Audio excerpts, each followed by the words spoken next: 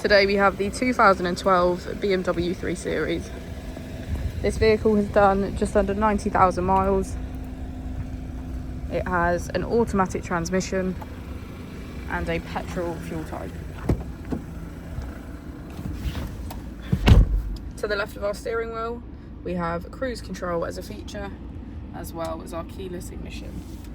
On the right, we have voice control, automatic wipers, and automatic headlights.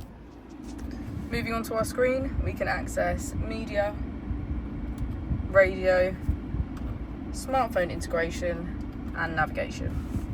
If we put the vehicle into reverse, we can see that it comes with a parking camera with parking sensors.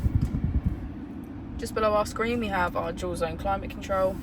This includes heated seats on either side. Just below, we have our mode button.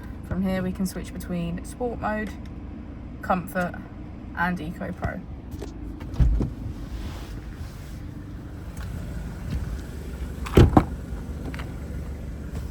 As we go into the back of the vehicle, we can see that it has a full leather, black and brown contrast interior.